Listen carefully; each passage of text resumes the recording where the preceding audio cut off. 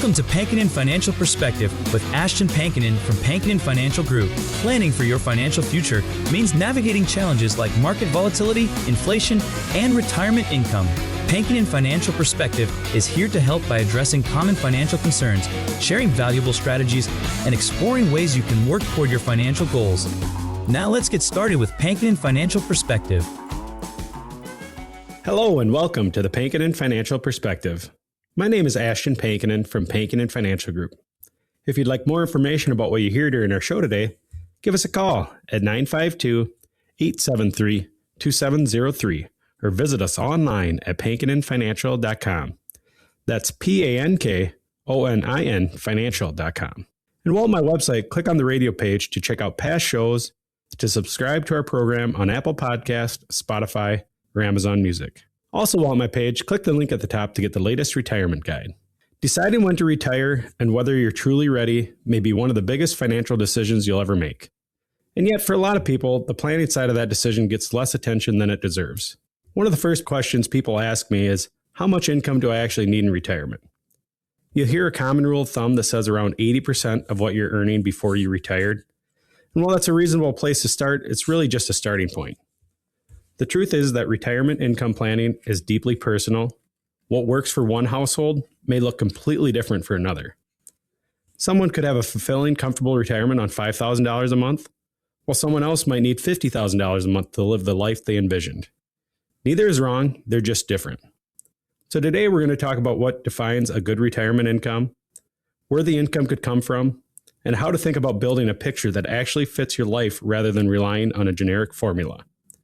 Because before you hand in that notice and walk out the door for the last time, you do want to feel confident as possible that the financial side is taken care of, and that's where we're here to help with today. But let me bring in my co-host, Tony Shore, who's always a great partner through these conversations. Oh, thanks. I appreciate that, Ashton. Yeah. Great to be here with you once again. How about the weather out there? It's my been goodness. up and down. Yeah. It's crazy. This past Wednesday, 86 degrees? Yeah. I mean, this is crazy. Just a few days ago, we were at 30 and had snow. I had flurries on my deck. Yeah. I woke up, the other day and it was white, and just a couple of days later, we're going to hit 86. I don't know what's going on with the weather. I thought you might know. No, I don't. You're not in charge of that? The weatherman doesn't know either, it sounds like, most of the time. So, yeah. I understand you had a booth at a community event there. That was great. Yeah, we had the Belle Plaine Community Expo this past weekend. Fun. It was fun. Yeah, we got to see some local people and had a few people come up, said they listened to the show. So that was kind of fun. And nice. Of course, they asked where Tony Shore was because they don't really care about me. They just want to. That is not true at all. That is not true at all. Everyone knows who the brains of this They're like, hey, where's that handsome guy from your show? And you're he like, sounds handsome at least. you must be thinking of a different show. Is what you said. Yeah, exactly. Handsome. Yeah. All right. Well, how have you been, Tony? I've been doing good. Yeah. I've been doing good, and I'm excited about today's show because this is a big question everyone has. How much am I going to need? Figuring that out, how much monthly retirement income is enough? And that number is going to be different for everybody. But I mean, there's probably a range of $5,000 a month versus $50,000 a month. I mean, that puts it in perspective, right? It does. Yeah. Yeah. I think this is going to be a huge show. It isn't a one size fits all thing. So No. Let's dig right in. Unless you got, is there anything else you wanted to talk about? No, let's dive into the conversation today. We're going to be using some data from a recent U.S. News and World Report article titled, "What is Good Monthly Income in Retirement?" We'll also share some survey results that you can review on your own. It's from the U.S. News and World Report article. But let's talk about what good retirement income actually means. I think a lot of people assume that it's harder to figure out than it really is. So here's something that may surprise you. Many people already have a pretty solid sense of what they need. And that's because for most retirees, the budget doesn't change as dramatically as you might expect it to. You're not suddenly living a completely different lifestyle in retirement. Your housing costs are largely the same. Your utilities are the same. The core expenses tend to follow you into retirement. But what does change is some of the work-related spending, Commuting costs go away, line items that, that daily lunch out and the work wardrobe shrink or disappear. But in their place, other expenses could arise. A lot of times you have more time on your hands. So travel that got put off during your working years, any new hobbies, and just more time for that entertainment and experiences. Yeah, it's more like a reallocation than a reduction. I think a lot of people, this whole thing where I'm going to need so much less in retirement, you got to watch out for that because, sure. Ashton, nobody wants to take a pay cut in retirement, right? No, and that's a very common comment that I get is, oh, I won't need much. I'm not going to be driving to work. Well, again, you're going to need something to entertain your time, and usually that something costs money. Yeah, doing things cost money. Yes, it does. It doesn't matter what you're doing. And I mean, and you can't sit on your couch and watch game shows all day, every day for the rest of your retirement. That won't be very good. No. And, and what's really important to understand is that retirement income needs could shift depending on where you are in retirement itself. During the first few years of retirement, many people spend more, and that's because you're active and you're checking things off the bucket list. You're doing things you always said you were going to do someday. We call those the go-go years. And then in mid-retirement, often settles into a slower rhythm. Spending may ease up a bit, and life can get a little bit quieter. And then what about later in retirement, the slow go and the no-go years? Yeah. And that's where costs could really climb again. And this part people don't always plan for. And it's usually in the healthcare needs that tend to increase. Yeah. Long-term care becomes a real possibility for many households. And it's not a straight line. Retirement income planning should account for that arc. And one more thing worth noting, where you live does matter as well. What's comfortable in one part of the country could fall well short in another. Cost of living varies significantly, and that has to factor into your picture as well. Oh, yeah. All this has to factor in. So how does somebody actually put a number to all of this? And that's kind of where you come in, I would imagine. Yeah, many people could get a reasonable estimate on their own, especially if they have a clear sense of their current spending. But I'd also really encourage people to work with someone like myself before making any final decisions, not because the math is impossible, but because there are variables that are easy to miss and, the stakes are high. An experienced financial advisor could help you build a more accurate picture, and the peace of mind is generally something worth doing. Definitely. And you've been talking about how personal this all is, but I'm curious, is there any data out there that would give people a general benchmark or a starting point? I mean, what does the average retiree actually end up spending? Yeah, there is. And I think it's worth looking at, not as a target, but as a reference point. There's a study out there on consumer spending. That most recent figure from 2024 shows that U.S. households headed by someone 65 and older bring in around $67,000 a year before taxes, and then spend roughly that $61,000. So that means they're spending just under what they're bringing in, and actually a tighter margin than probably most would have expected, right? Yeah, it is. And here's what I find even more telling. The 2024 survey that looked at about 3,600 retirees between the ages of 62 and 75. And the picture it paints is eye-opening because the majority are spending well under $4,000 a month. Wow. Break that down a little bit then. Yeah, happy to. About 17% of the retirees in the survey spend less than $1,000 a month. Another 28% were spending between that $1,000 and $2,000. And about 21% were spending between $2,000 and $3,000. And then that leaves about 14% that were spending that $3,000 to $4,000 range. Wow. And so when you add all that up, Tony, we're talking about roughly 80% of retirees spend less than $4,000 a month. Yikes. That's striking. And honestly, it is a little reassuring for people who may be worried they need some enormous number to retire comfortably. Yeah, that is a good takeaway. Now the other 20%, those are spending more than $4,000 are out there too. About 8% are spending that $4,000 to $5,000 range. 5% in that $5,000 to $6,000 range, and then about 7% are spending more than that $6,000 or more a month. So again, clearly it's a wide range, but the data does suggest that for many retirees, a comfortable life may not require the kind of income that keeps people up at night. So before we keep going with our conversation today, Ashton, let our listeners know out there how they can schedule that complimentary consultation with you to either ask questions or get more information, get a second opinion on where they're at. Yeah, the best way is just give our office a call, 952-873-2703. Again, that number is 952-873-2703. You can visit us online at pankininfinancial.com. That's PANKONIN financial.com. Scheduling a consultation only takes a few minutes, and we're always happy to help work around your schedule. Well, it's been a great show so far, and I know, once somebody has a sense of what they're going to need each month, the next question I would assume is pretty straightforward. Where does this money actually come from? Yeah, exactly. And that's really where the planning work starts to get interesting. I like to think of it in a few different buckets that retirees can commonly draw from.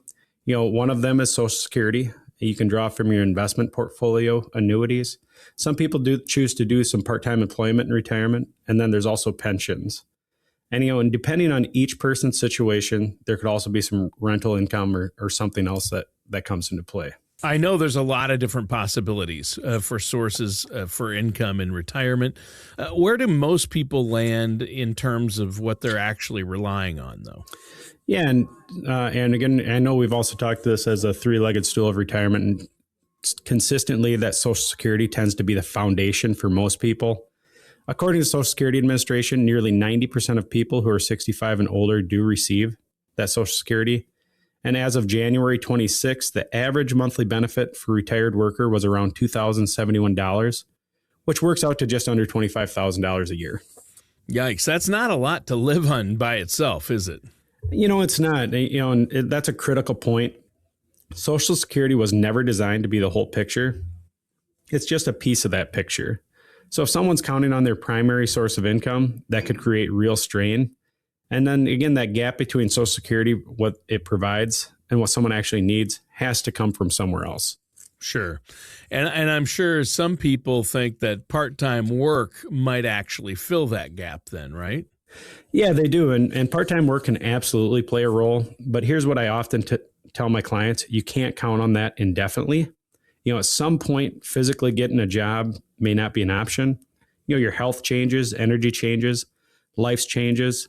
And so just relying on that continued employment as a long-term backup strategy can carry real risk. So a lot of times we talk about that, maybe as transition early on in those early retirement years as a part to supplement that income. And then sometimes we choose not to turn on Social Security because we are, maybe doing that part-time work. Sure. And so there are solutions. What's another potential answer? Yeah.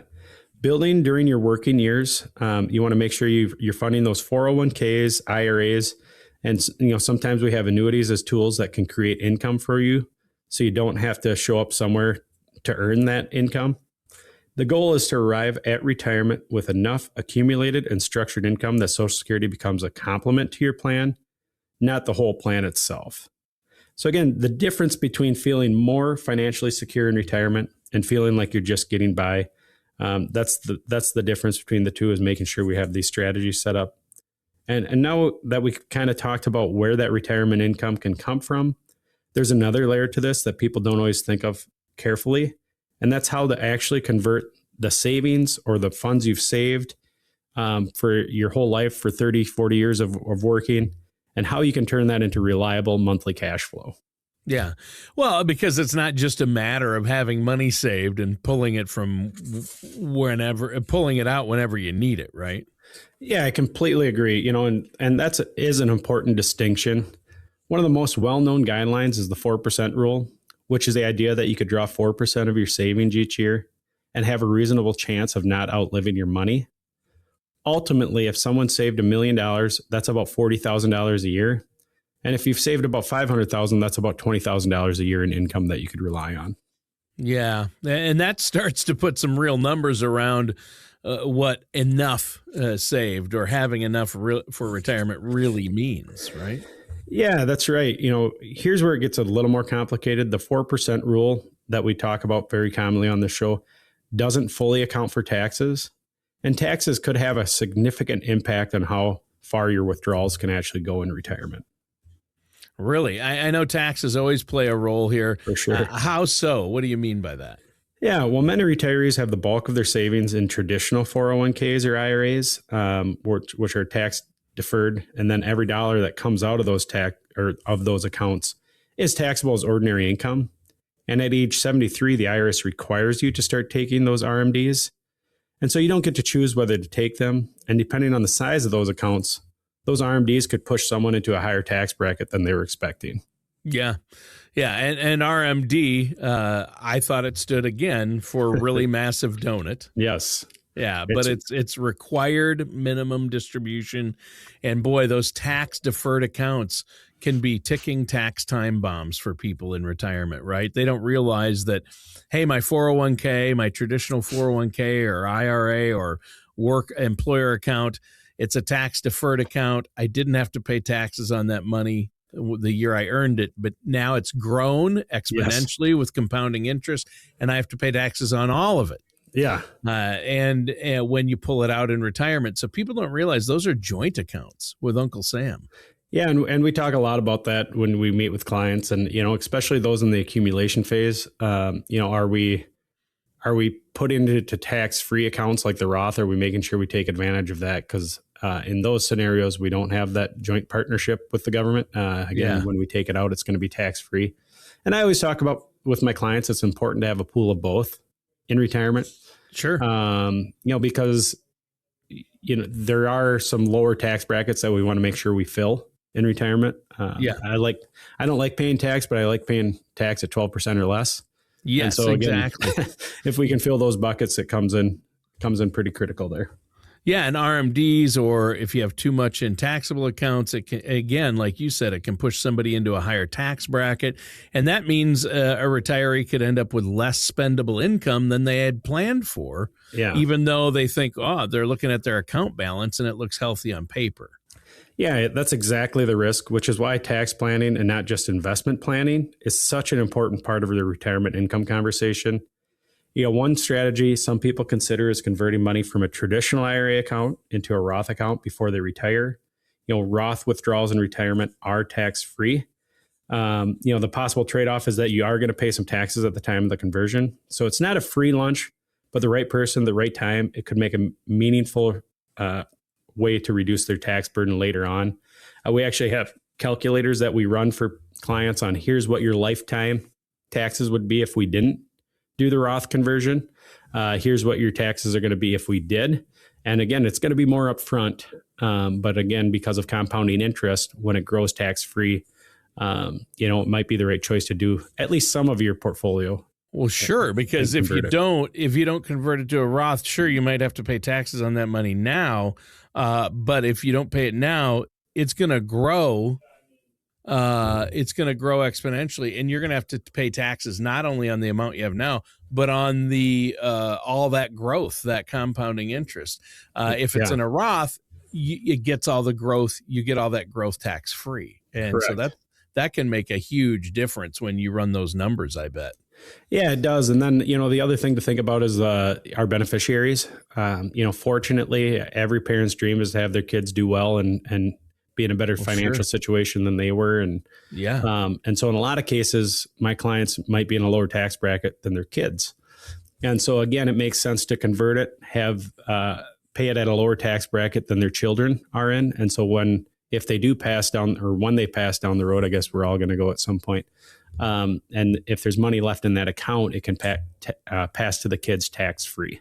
If it's in a Roth, Correct. And so, if we do that conversion. So, you don't want to leave a tax burden for your children. And you're right. I mean, if you look at the ages when most people would pass, their kids might be in their peak earning years, Correct. in their late 50s maybe. And so, And so it sounds like the sequencing of all this, or when you take what from where, really matters as much or more than even the total amount you have.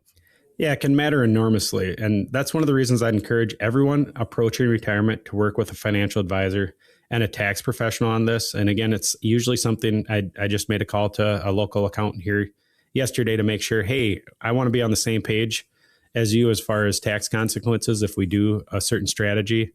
And so the math may look straightforward on the surface, but tax implications like timing and account types are details that can add up quickly.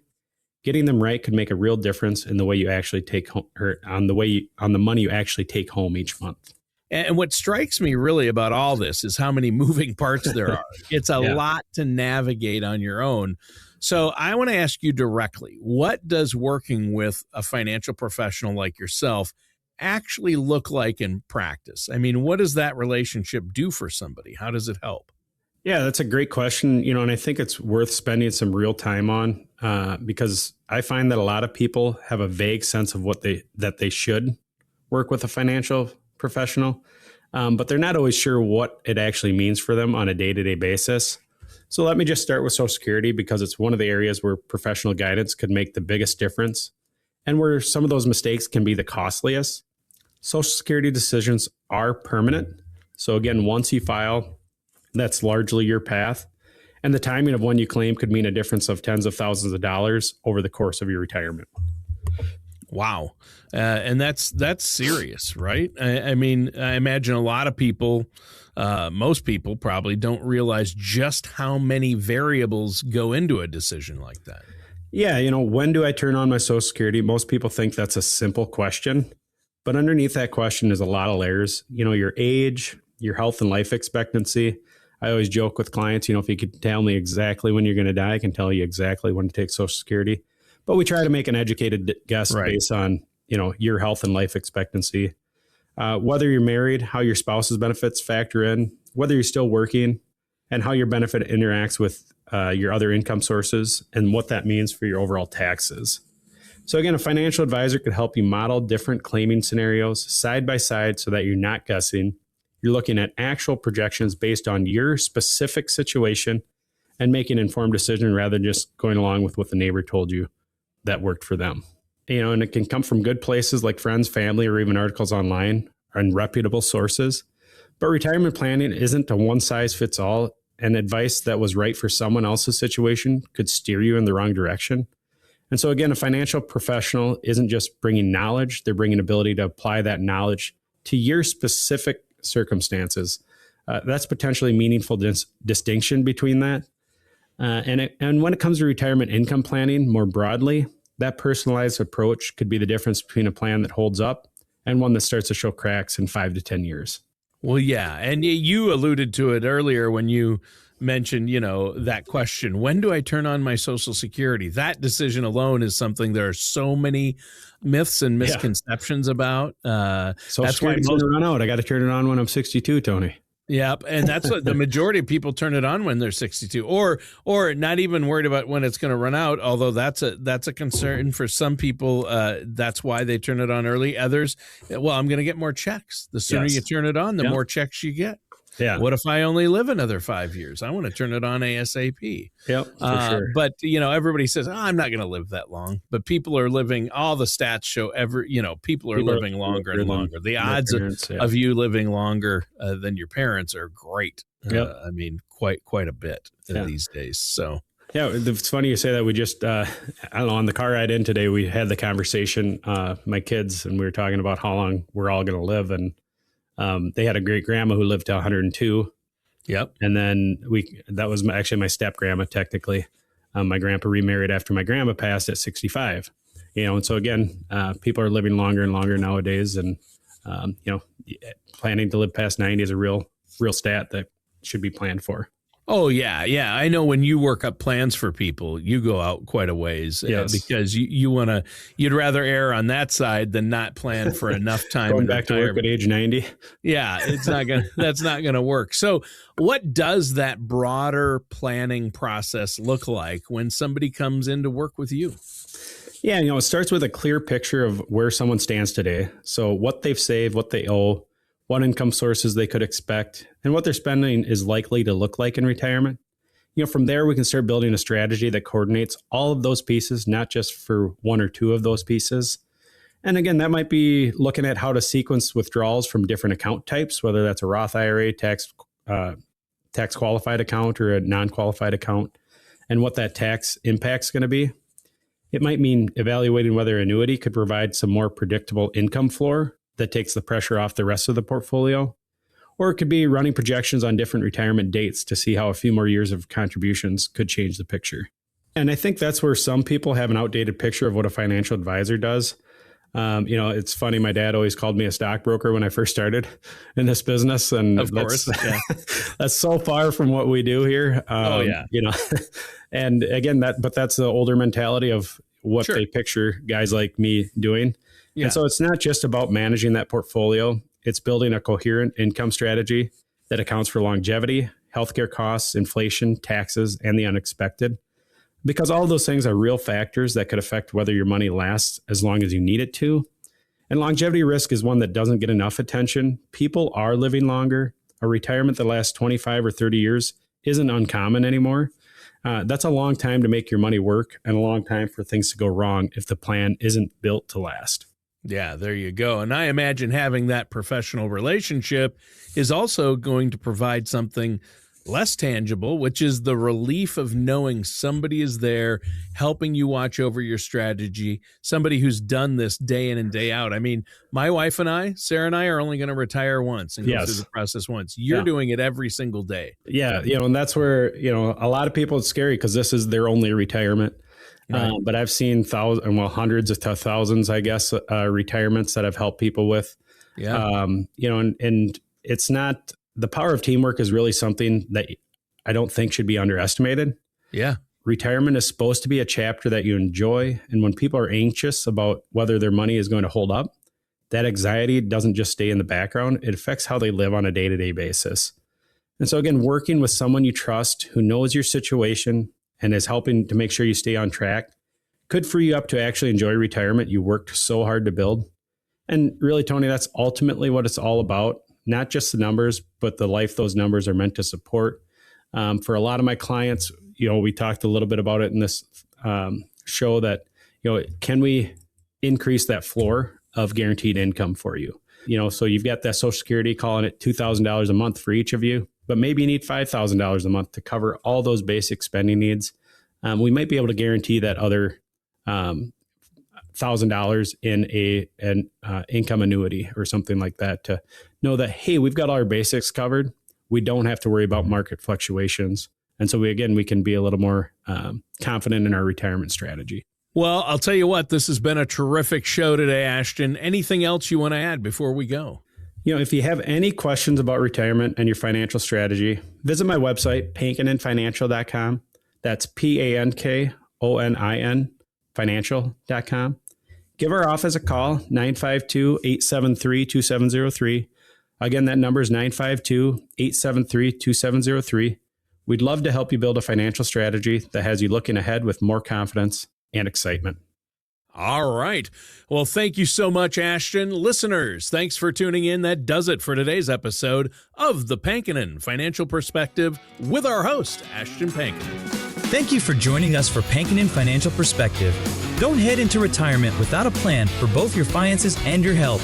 For more information, contact Ashton Pankonin at Pankonin Financial Group at 952-873-2703 or visit pankoninfinancialgroup.com.